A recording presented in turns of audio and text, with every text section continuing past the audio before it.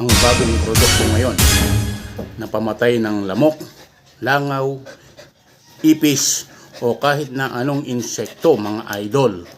Ayan. Kapag umorder ka nito, meron na siyang extra spray. Bubuksan mo na lang, ilalagay dito, mga idol. Ayan.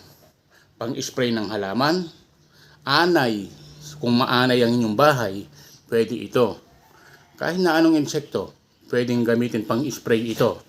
Kaya, order na kayo, mga idol. Ayan, no? Mabisa ito. Wow. Trending ngayon ito sa TikTok, mga idol. Ito siya.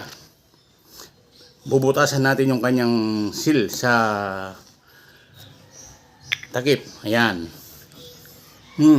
Hindi siya matapang. Okay lang. Hindi siya yung nakakasawang ano. Ayan, mga idol. Ganyan lang gamitin dyan. Direct lang ito pang spray. Kung may mga garapatay, mga aso nyo, pusa, pwede. Sample, mga idol. Spray natin sa mga halaman, sa mga bunga ng ating mga bayabas. Ayan.